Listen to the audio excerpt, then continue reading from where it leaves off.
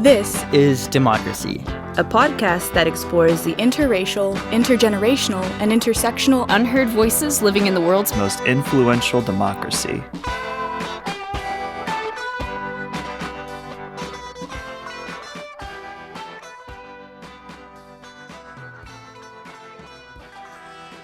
Welcome to our new episode of This is Democracy. Today we have the opportunity to talk about an old issue that's been made new again in our society. This is the topic of right-wing extremism and right-wing militias in American society. They've been with us since the beginning of our democracy, and they've risen and fallen in different periods, and we're quite obviously living through a period now when these right-wing groups have spread in number and spread in their public presence within our society.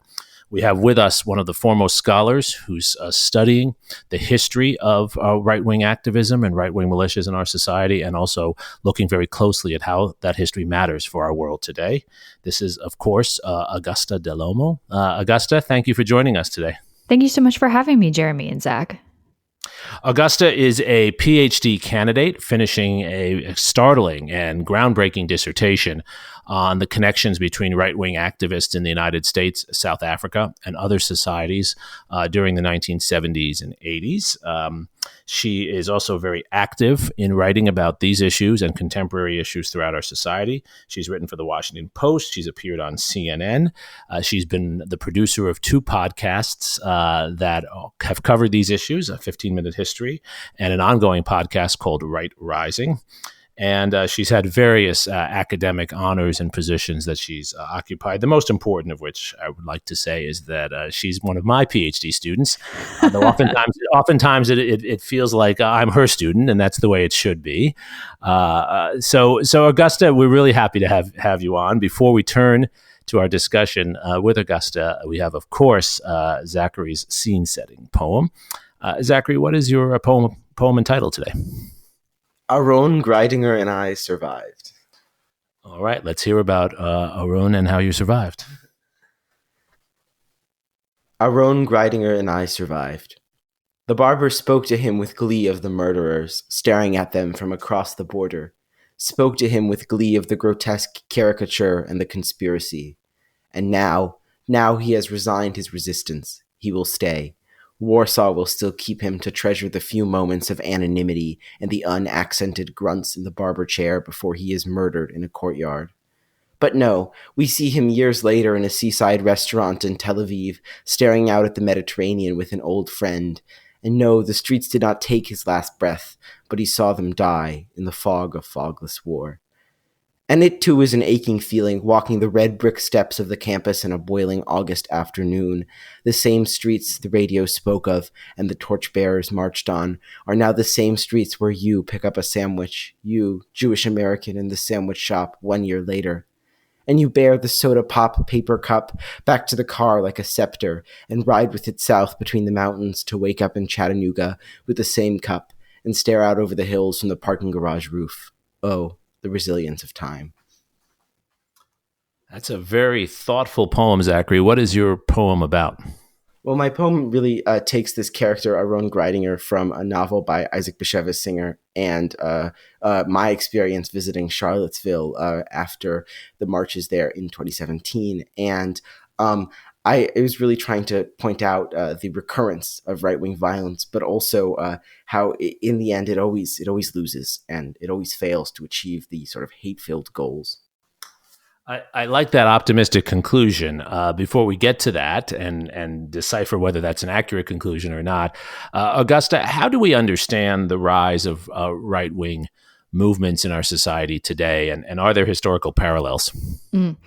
Jeremy, I think that's a great first question. And Zach, I'm really glad that you started with this poem to start, because one of the most difficult things, at least that I struggle with as a scholar, is how important it is to study right-wing violence and right-wing individuals who are committed to terror, to acts of violence, to overthrowing governments, white supremacy, anti-Semitism. But at times, I think we lose the people that they're really that they're really talking about, right? This disproportionate focus at times on groups like the Proud Boys, the Boogaloos. It's important to understand them, but it's even more important to remember what that violence makes people feel. So, Zach, I wanted to say at the start that I'm really glad that we went this direction with your poem today. And Jeremi, your question is important. There have always been, as you said at the outset, right-wing violent movements in this country, starting from the very beginning. The wave that I focus on in the 1980s and 1990s has been highlighted by scholars who refer to this as the militia phase, in which organizations were deeply committed to overthrowing the US government, were committed to working outside the law, to institute their ideas of what a new state could look like. In my case, I specifically focus on ones that were invested in preserving the white-ruled state of South Africa, but the premises of white supremacy in many cases undergird a lot of the movements that you've seen. And it becomes very difficult to separate out the different divisions, the different goals within these movements. And it's critical to understand how they've originated in these different cases. In the case that I look at in the 80s and the case that we're seeing now, I would argue that there were two factors driving both of these. The first being the perceived successes of Black people, women, minorities in this country, and the subsequent response. So in the 1980s, you're coming off the successes of the civil rights movement in the United States and global decolonization after World War II. And I would argue a major driver of the kind of violence we've seen now is a reaction to the election of Barack Obama in 2008. So you have that as one factor. And then the second is a view of traditional conservatism that needs to be changed. So in the case of the 1980s, the members of the pro-apartheid movement, as I call them, that I study, saw themselves as being the true holders of right-wing ideals, and that the administration under Ronald Reagan was not conservative enough, was not committed enough to white supremacy. And I think you see a similar case of what's going on in the Republican Party now. We can talk about differences in the party's reaction, but right-wing militias see themselves as the true vanguards of right-wing ideology, violence, the proper relationship of the state, the proper place of women and minorities in this country. That those are the kind of two forces that they're really responding to. And someone like Donald Trump that really caters to them and encourages their violence and ideology, that's only increased the ability of these groups to network, to form connections, to hold rallies, to infiltrate law enforcement. These are all things that are deeply concerning to scholars who work on this. And, unfortunately, I don't think I'll be too optimistic for you both today. So that's a fantastic foundation historically for understanding where we are today.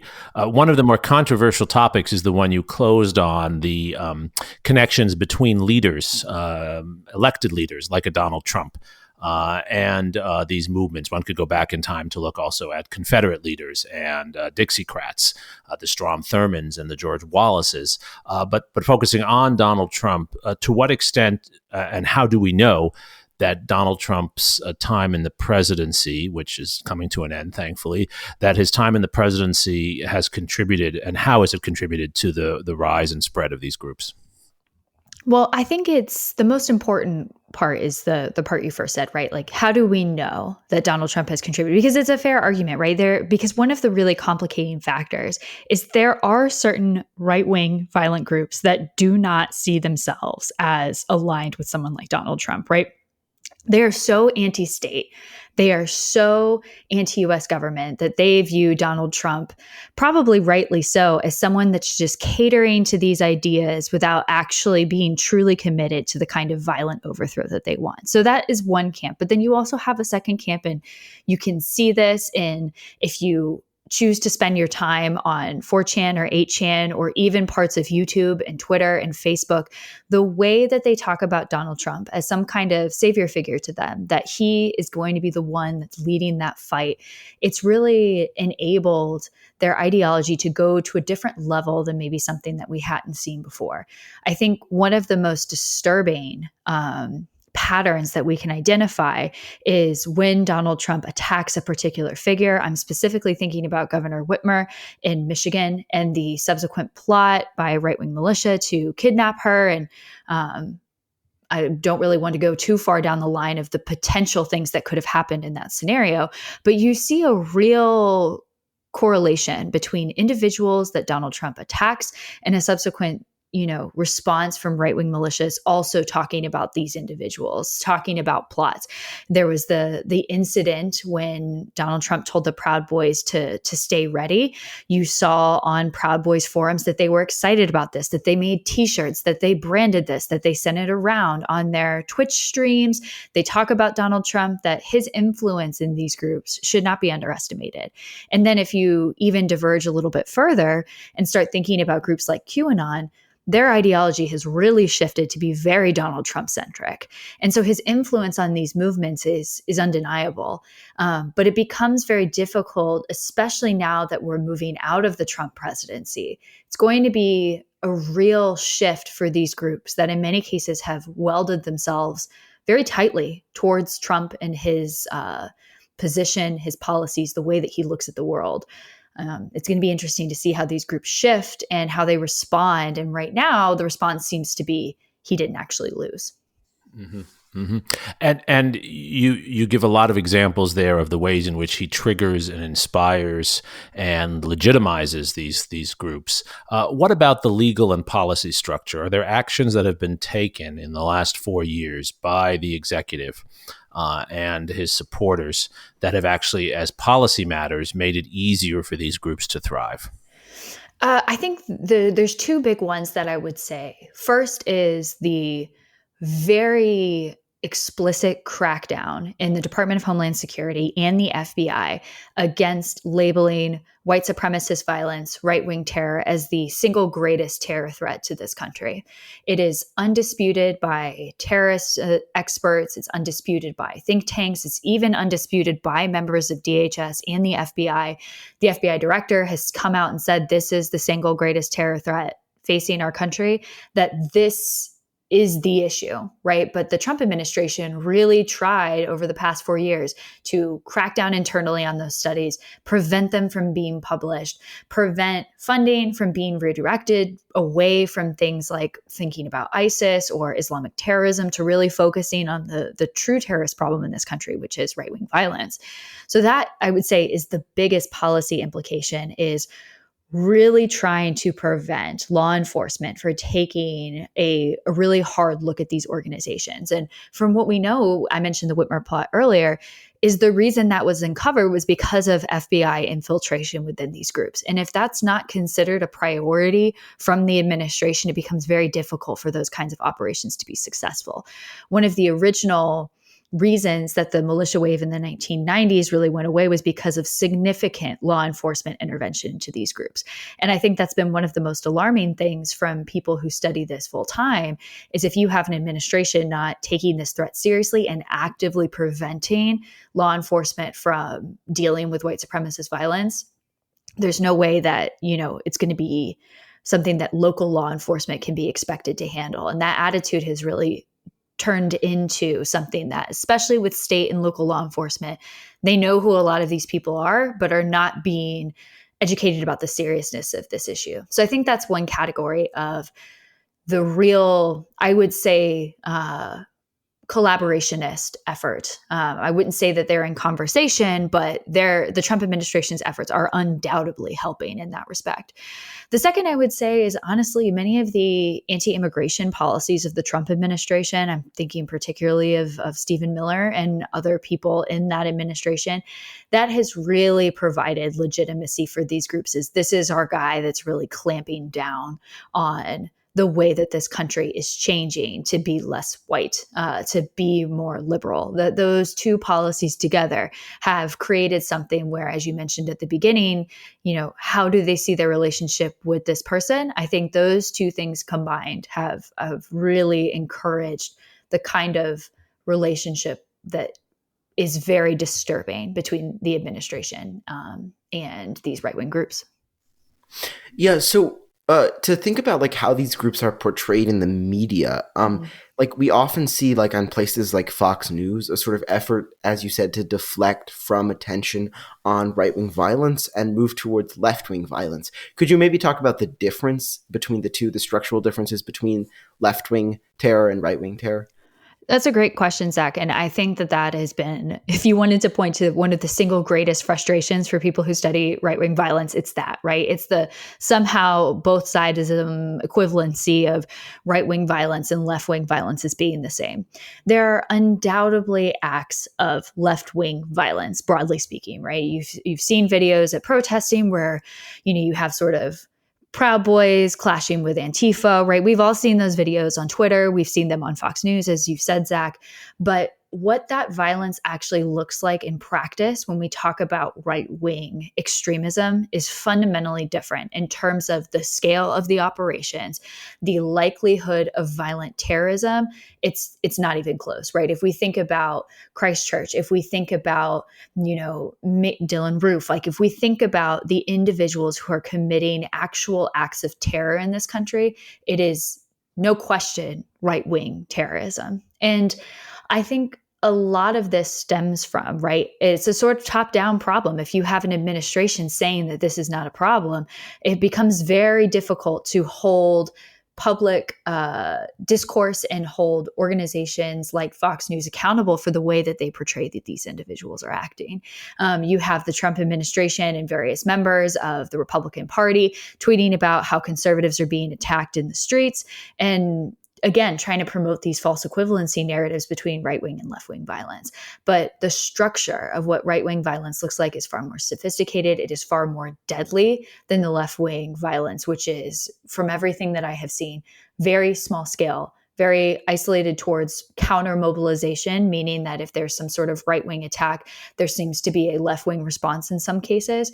But that's very different than the acts of terror, the kidnapping plots that we have seen that these right-wing groups are very capable of. Augusta, who is drawn to these groups, and is it different now from what you've seen historically, or is there a similar pattern? It's a tough question. One of the most difficult parts of studying these groups, I believe when I was on This Is Democracy in the past, Zach asked me how many people are we talking about, and it's the same answer, right? We don't really know, because these groups have a lot of incentive to disguise the way that they operate, disguise their members. They want to appear more powerful than they are. But I do think that there are a couple of things that we can say. And I'll start with the things that we know are not true. First, I think there's a stereotype that these are people that are poor white people who are, they don't know what's going on. If only they've been informed, they're just backwards, they're from the South, right? That's kind of the image that we have. First of all, right-wing, white supremacist violence in this country is very widespread across geographic regions, right? There's hotspots in Portland, there's hotspots in Michigan, right? This is not a quote unquote Southern problem. It is a widespread movement.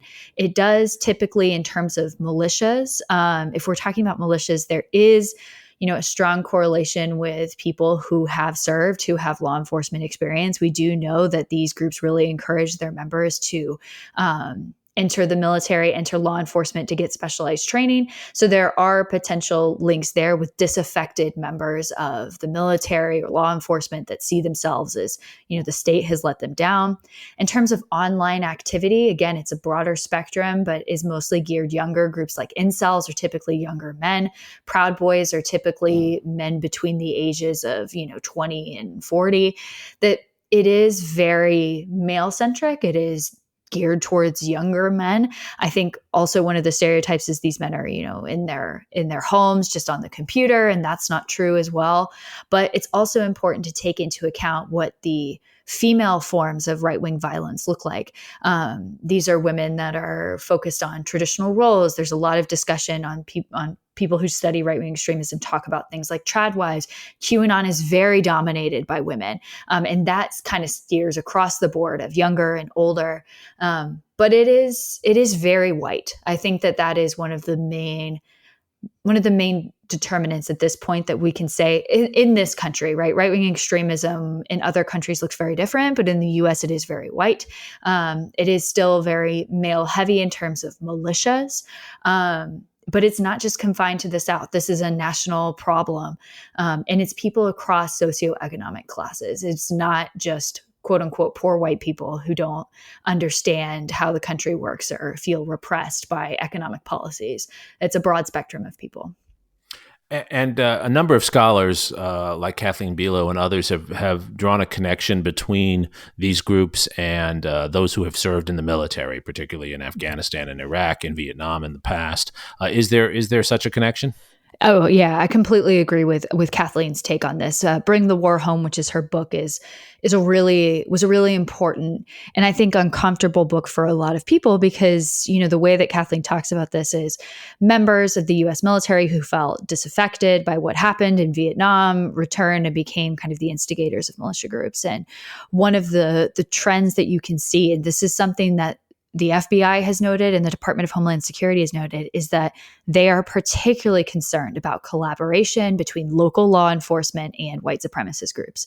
The military is a little bit of a different case because while there are increasing numbers of white nationalist activity, increasing incidents, increasing numbers of military members that are engaging in this kind of activity are members of right-wing extremist groups, the military's response, I would say, has been very different than local law enforcement. I would not say the military's response has been sufficient, but there is a more intentional program of trying to root out this violence to try and prevent these people from joining versus local law enforcement. It becomes much more difficult to root out exactly who is collaborating, what it looks like. And there's been the legacy of that, I would argue, goes back to Jim Crow, the kind of collaboration between KKK and local law enforcement, that connection has always existed.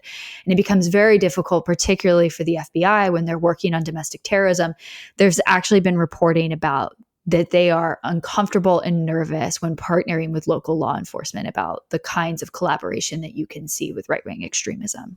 Right. And it should be said that this has a long tradition, unfortunately, in American history of local law enforcement collaborating with local lynching mobs, right. Local paramilitary groups. Quite often the members who are the leaders of the local militias are themselves also in law enforcement in their local communities. Right. It's not to criticize police in general, but it is to say that's been present in our history. Yeah. And I'm not to, go full historian on all of our listeners here, but everything has a history in this respect, particularly in terms of right-wing militia violence. Like you said, Jeremy, this has been a long history of collaboration between police and violent right-wing activity, especially going back to Jim Crow. I think one of the most disturbing aspects that we see now is the online component, which becomes far more difficult when we talk about what does it mean to combat these groups. The online dimension, I think, is the most challenging and the most difficult in terms of what would actually rooting out these organizations look like in practice. Right. To what extent, Augusta, does this picture you've painted for us in such important detail, to what extent is it an international picture? I mean, one of the really pioneering parts of your research is to look at these issues in an international frame and connections across borders. Are we living through an international moment of right-wing extremism, and what elements of this are specific to the U.S., perhaps? I would say we are full stop living in this period. I think one of the most important aspects of how scholars are looking at right-wing extremism today, that, as you said, my dissertation also takes this global view, but that has not always been the traditional lens, right? Right-wing activism is traditionally viewed very domestically. And a lot of scholars working on right-wing extremism today recognize that the success of these groups, the way that they communicate with each other, is actually quite international and quite global. Again, getting at some of the stereotypes that they're backward, that they're, very inward looking. That's true in some respects, but in how they are communicating with each other, the ways that they raise money, the ways that they spread their ideology is very global. And one of the things that I'm most excited about in terms of the way that we are finally thinking about these groups is it's no longer just focused on what's happening in the US and what's happening in Europe. Again, Europe has been experiencing similar trends in growing right-wing violence since, 2016.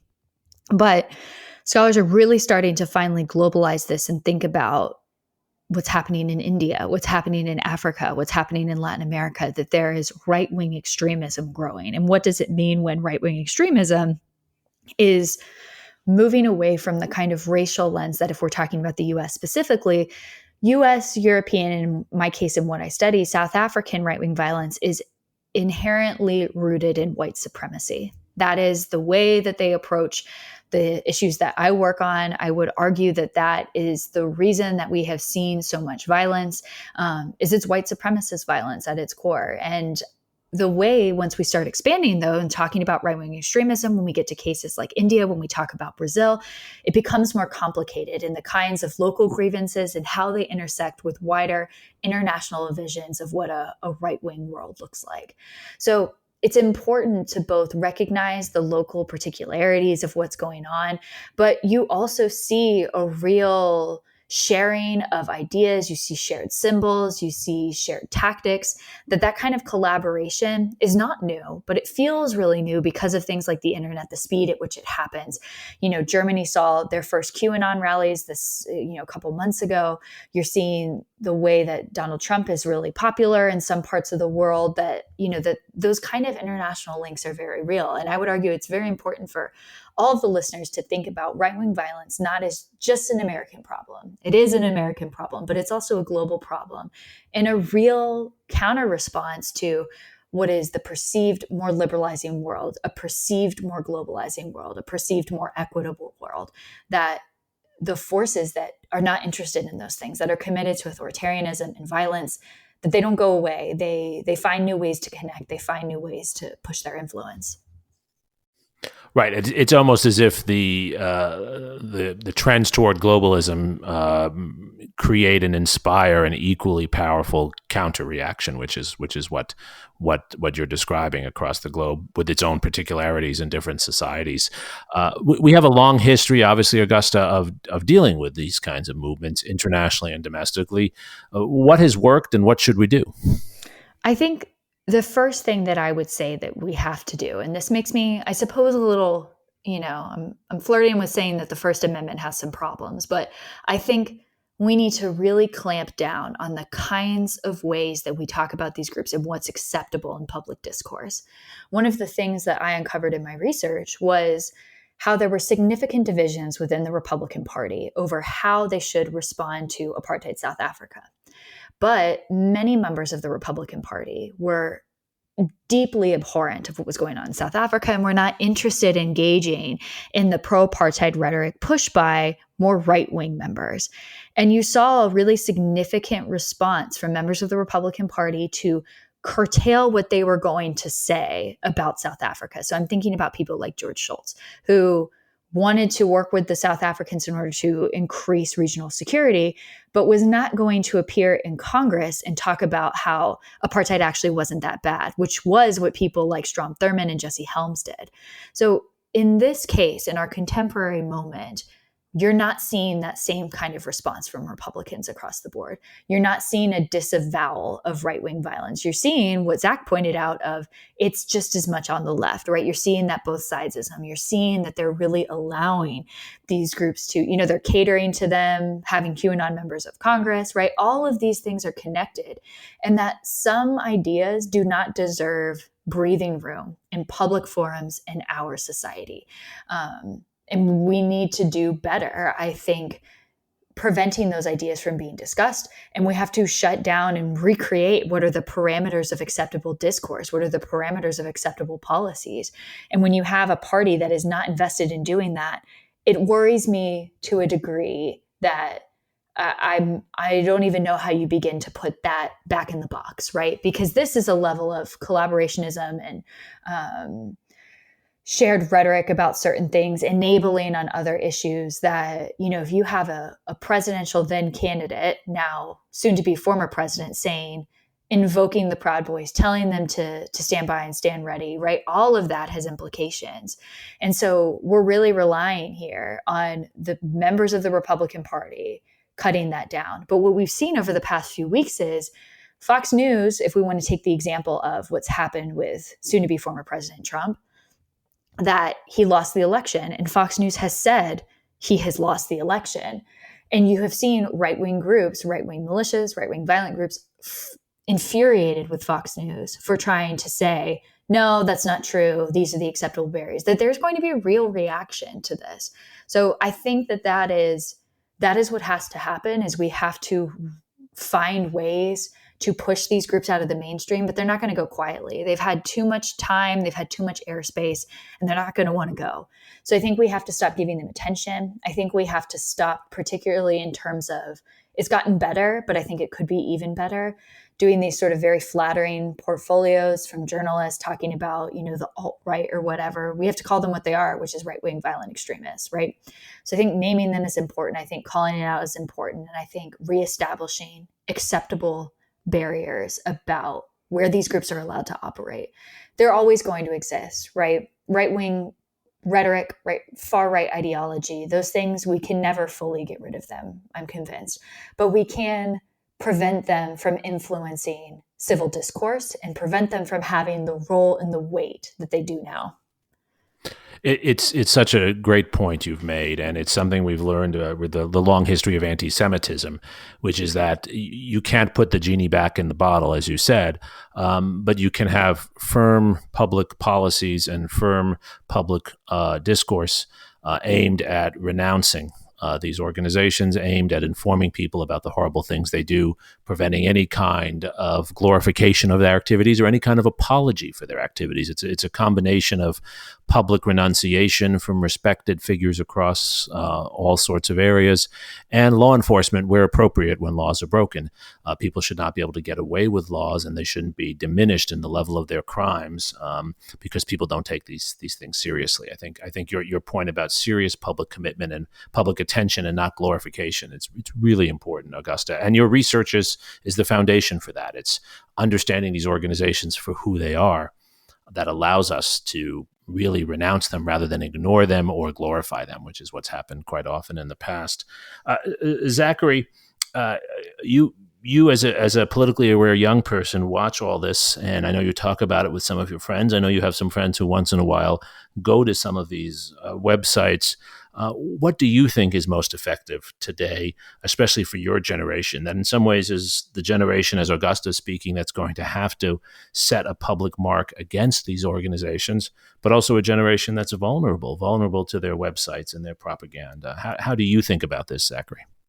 Well, I definitely think that's a good point. I think once you get down that rabbit hole, it very quickly becomes something much bigger than just one website or one opinion. So I think that one of the things we need to do is educate people about where we draw the line between acceptable civil discourse and unacceptable discourse.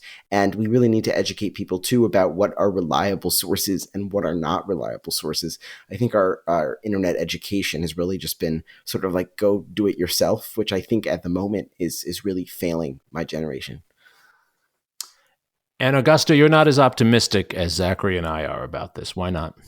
I think there's certain aspects that I am more optimistic about than others. I think in terms of violence and acts of terrorism, based on what we've seen from previous waves of right-wing violence, particularly the 1990s wave, I am more optimistic about the capacity of federal, local intervention to clamp down on these groups if given the proper resources and directive from the incoming Biden administration, which I would be surprised if they did not. I feel more optimistic about that. But as Zach pointed out, I like the genie in the bottle analogy. I'm not sure how we reestablish norms about what is acceptable and what are acceptable ideas. Because like Zach said, this kind of look for it yourself, do it yourself, find it yourself mentality has really permeated right-wing extremist thought across the board. Don't listen to mainstream news. It's full of lies. And any evidence that you're given as proof that your beliefs are wrong just becomes reintegrated into your ideas about whatever belief system that you have. So that's where it becomes very difficult with things like QAnon, things with these militia groups that they talk a lot in terrorism studies about creating counter narratives, creating alternative narratives to help pull people out. The data is very mixed about if that works. So this is what keeps me up at night is how do we get people out of that? I don't know. I don't know how you move people out of these systems. I don't know how you recreate a set of norms in this society around truth because there are such strong incentives for one political party to not do that, right? The only reason they've continued to be successful, I would argue, particularly this past year, is because they have just fully pushed into lies, pushed into, the way the president talks about certain things, that success that he's found is not going to go away. He may leave, right? But other people may look at this and say, he got away fine with just lying and invoking right-wing violence. I can do that, right? I'm nervous about what a post-Trump world looks like. And so I don't know how it's going to go. I don't think that they're going to go sort of quietly into the night. I think the kind of violence that we've seen, the sort of visible protesting, I think it could kind of go either way if that continues or it retreats. But the way that our relationship to information has changed, I think that that's fundamental. I don't know if we can fix that. And so that's what's scariest for me. And I think that's where it really falls on people like you, people like me, people like Zach, to hold our communities accountable and say, what you're reading isn't right. And let's talk about it and let's work through this, because all of us know somebody that, even if, right, we don't all know people that are in right-wing militias, but we all know people who are sending us things on Reddit that are like, this is true. And it's like, no, it's not, right? It's all of our responsibility to recreate norms about what our world should look like. So it's scary. And I'm hopeful about certain things. And I'm also very scared about others. Yes, it's a perfect note to close on. These are incredibly difficult issues, and it is very, very hard to convince people who believe in conspiracy theories and white supremacist ideas for all kinds of reasons. It's very hard to convince them. Otherwise, we like to think we can sit down at the dinner table with them and reason them out of these positions, but we can't. It's incumbent on all of us to do a lot more, and that's really what this podcast is about. It's incumbent on us to create a public dialogue that really rewards people for being truthful, not always agreeing with the things we personally agree with, but being truthful and being accountable to basic ideas of civility that are at the foundation of any democracy, truth and civility, and calling people out, even if we can't convince them, calling them out for misbehavior, for lies, for racism, for violence. And I think that's so important, right? It's not with the intention to convert them back to the way that we think. It's to reestablish what people should be able to say. I think that's such a great point that you made. It's about saying, this is our democracy, right? This is our world, and we're not going to allow you to just say these things unchallenged. I think that's a great way to put it. And it's something you've taught me in your research, and you've shared so beautifully with our listeners today. Our podcast embodies exactly what you just said. It's not about trying to convert the world overnight, but it's about trying to remind us all of what we believe in, who we are, what our values are, and what the crucial values are for a democracy that we all need to defend, and defend vocally every single day. Augusta, thank you for your work doing that every day. As a scholar, as a public intellectual, as a citizen, I think you're a model for what you describe. Thank you, Zachary, for your motivating, inspiring, insightful poem, as always. And thank you most of all to our listeners who care deeply about these issues and who are the future of our democracy in so many ways. Thank you for joining us for this episode of This Is Democracy.